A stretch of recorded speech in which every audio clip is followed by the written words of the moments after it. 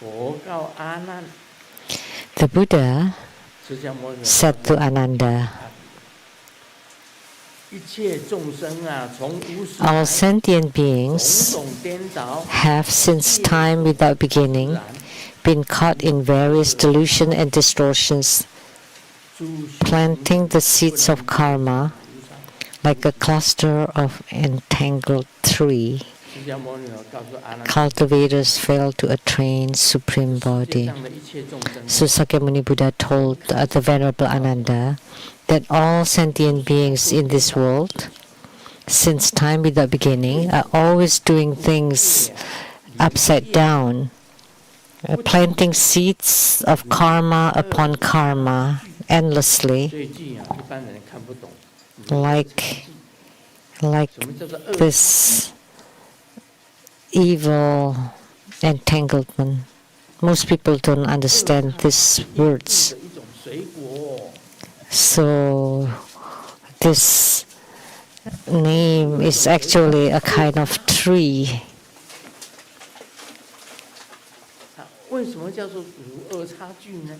Why is it called this tree?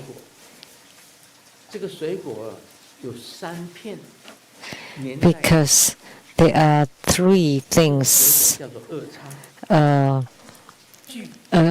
of like entangled together. So this is to describe that humans start with delusions. So because of ignorance, you become deluded. And then that's karma. And because of your ignorance and delusions, you create lots of karma. And after generating karma, you suffer the retributions.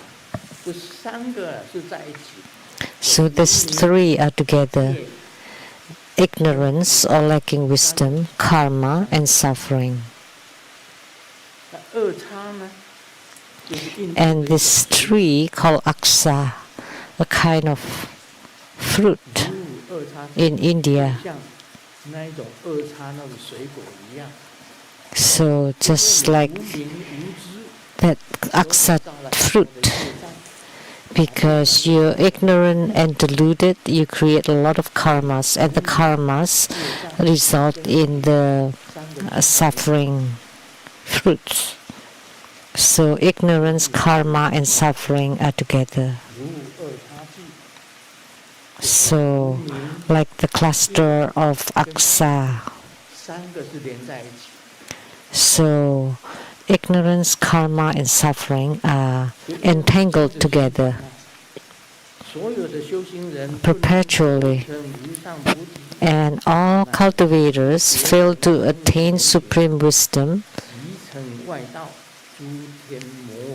and attain the state of sravakas, pratyekabuddhas, as well as become heterodox practitioners or even demon kings and their retinues. Many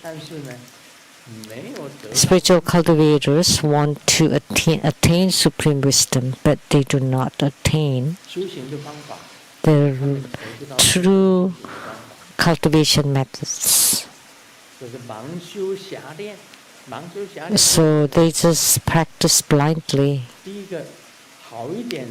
So what do they become? The better one would become sravakas. So they are, through the Buddha's Dharma teaching, they listened and practiced and attain the fruition of the lesser vehicles. They become the sravakas. And what are pratyekabuddhas? They have no teachers, but they contemplate that the human since birth all the way to old age and death, following the 12 links of dependent origination, and then they gain enlightenment that way. They are called pratyekabuddhas. They are considered the four sixthly realms, but they belong to the lesser vehicles, as well as become heterodox practitioners. So when Sakyamuni Buddha was in the world, there were 6 teachers of the heretic paths. So 6 teachers, they were all ordained and they taught the Sangha, but upon their practice, they would become heretics. Why? Because their concepts are different from Buddhist concepts. Like some heretics believe that after death, it's nothing, or you can attain Buddhahood without spiritual cultivation. Or some say, it's fine, just follow the nature. Those are all considered the heretics or heterodox practice. And through such spiritual cultivation, what would happen? And because they may have done a lot of good deeds, so they go to the heavenly realm of desire. There are 6 heavens there, and heavenly realm of form, there are 16 heavens, and the heavenly realm of formlessness, there are 4 heavens. So that's called all the heavenly realms.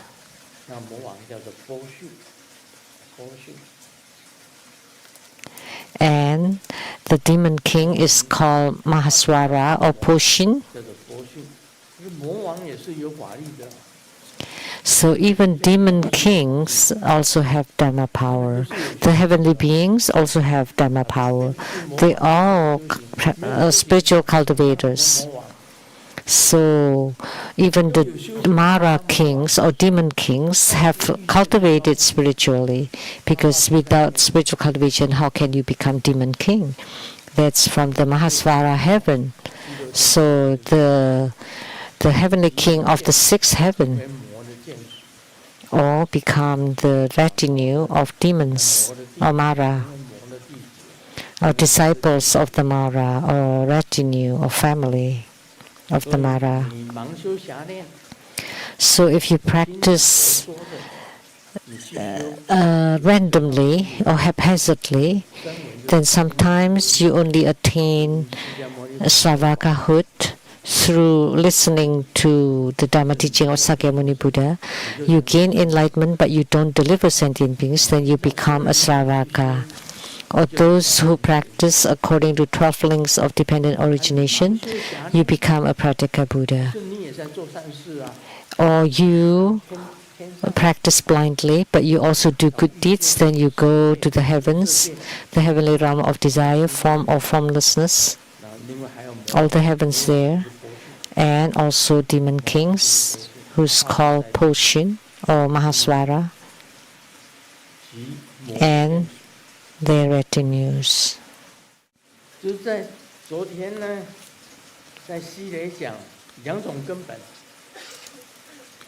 So yesterday at the Seattle Temple, I was talking about the 2 roots. One is the root of transmigration and birth and death. Why do you have the root of birth and death and transmigration? Because you have the mind, the clinging mind, to cultivate spiritually. That's the root of birth and death.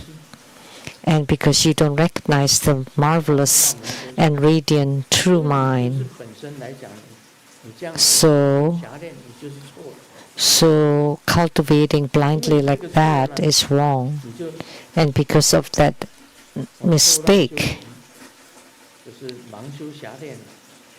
so because they do not understand the 2 fundamental roots and instead cultivate in error, so you don't practice the authentic or the true Dharma methods.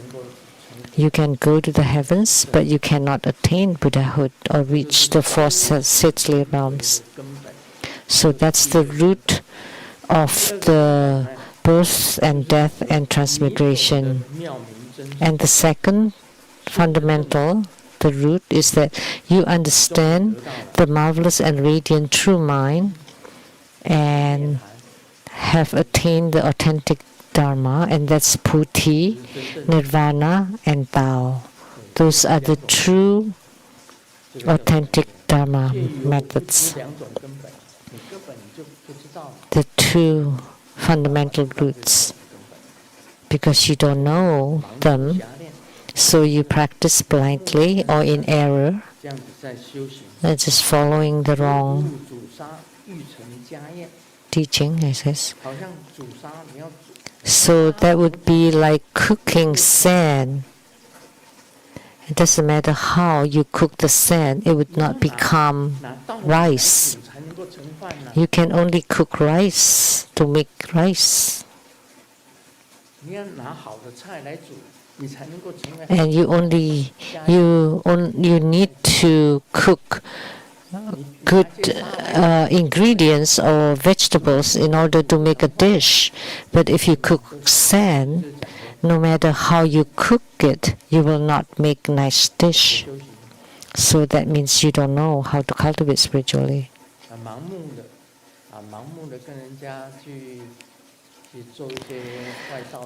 So you just blindly following, performing deviant methods or paths.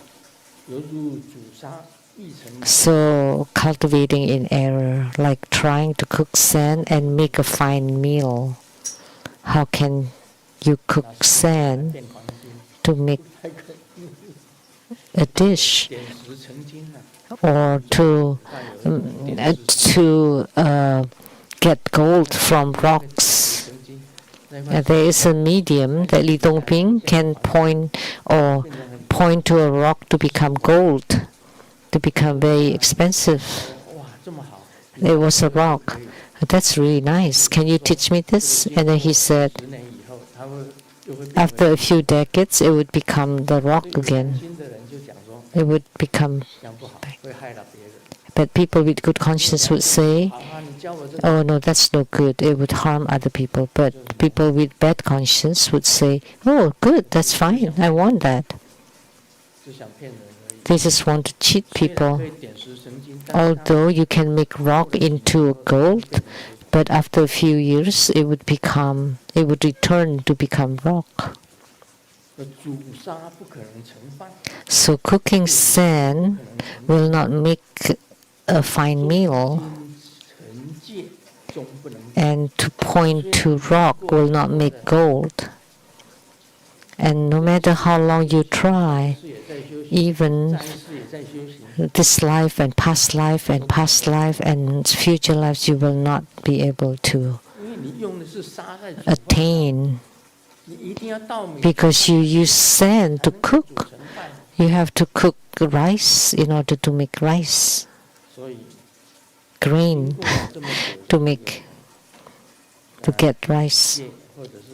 So even after countless eons or many reincarnations, you will never succeed. You will never have attainment.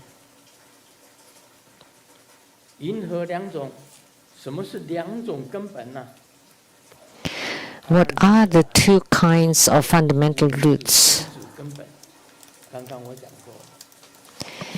And Ananda, first, is the root of birth, death, and reincarnation.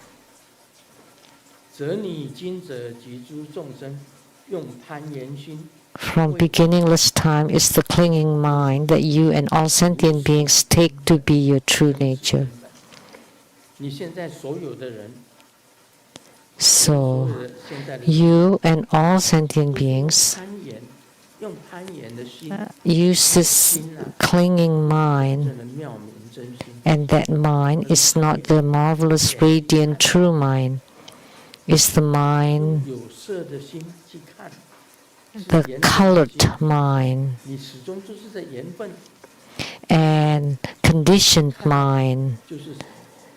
So you see what you think.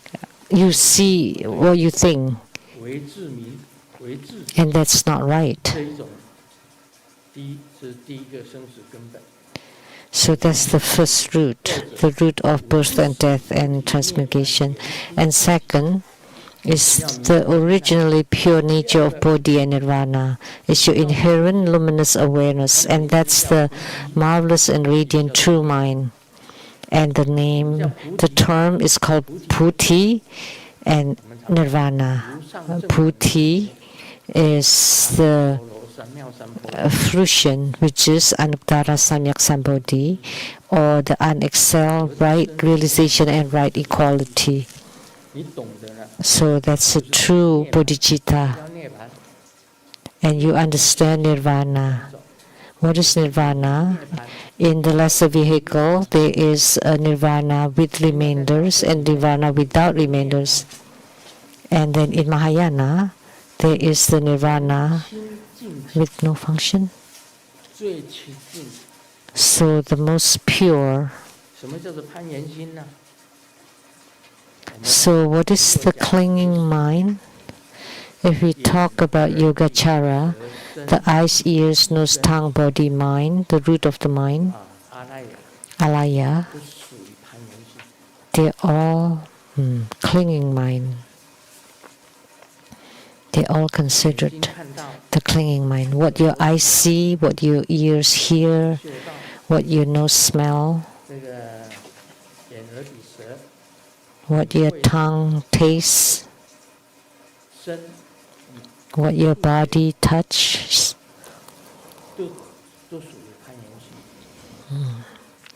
They are all called the clinging mind. The eyes, ears, nose, tongue, body, mind, and the root of mind are considered the clinging mind. And when you reach the 8th consciousness, alaya, that's a mixture. And the 9th consciousness, that would be completely pure, immaculate.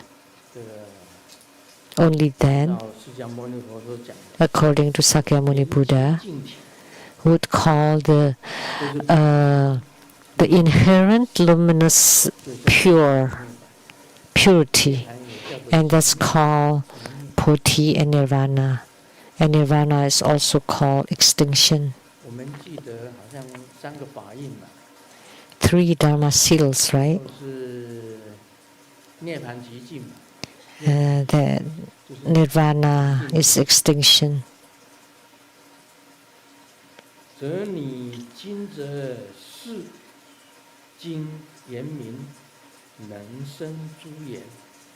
The source of all conditioned phenomena and what is left behind when they cease. Because sentient beings abandon this original clarity, they walk around all day long, yet fail to realize it, falling vainly into various realms. That humans originally have buddhanature, and because of this clinging minds externally, and you're deluded by your own clinging mind, your own original, inherent, marvelous and radiant true mind cannot be discovered. And instead, you strive to seek external conditions outside in the world. So you fail to realize it, therefore you fall into the rebirth cycle.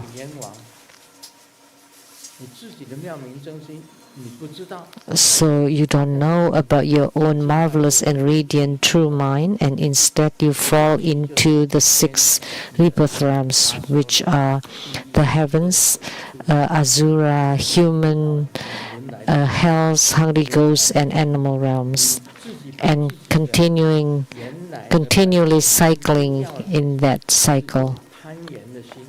Because you lost your own inherent original mind, and instead you use the clinging mind to the eyes, ears, nose, tongue, body, and mind to act and live.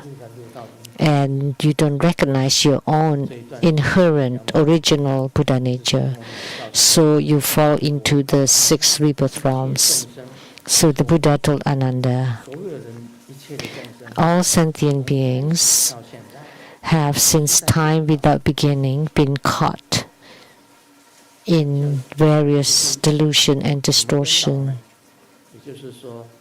And what kind of upside down? Ignorance generating karma and suffering the retributions, just like that fruit that combine the three sides. There are three parts of that fruit.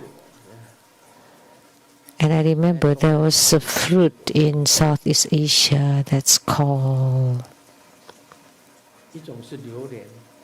durian, and there are many sections. Mangosteen also have several sections.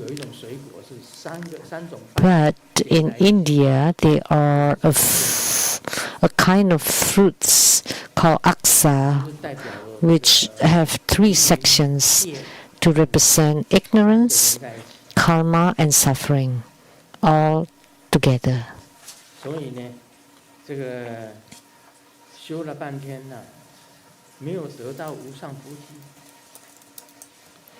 So after spiritual cultivation for so long, they still don't attain the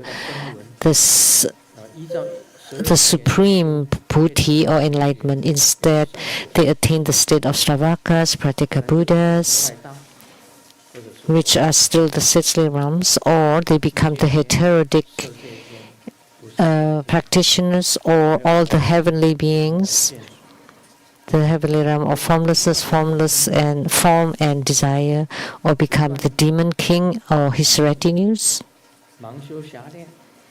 because they do not understand the two fundamental roots and cultivate in error blindly. And they think that trying to cook sand, they can make a fine meal, but actually you cannot, even after many lifetimes.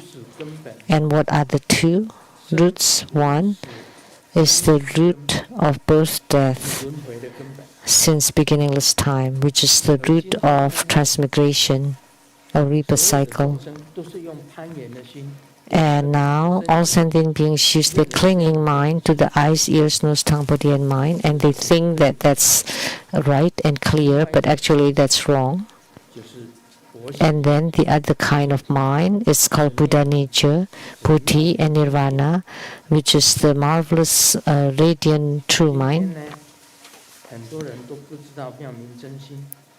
And today, many people do not know this true mind, and instead they use the clinging mind to do things and to cultivate spiritually, so they cover their own marvelous and inherent true nature, and instead fall into the sixth rebirth cycle. Now, do you understand this part?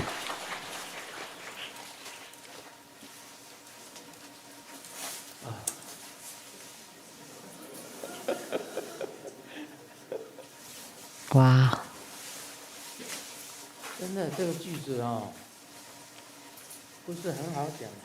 These phrases are not easy to explain.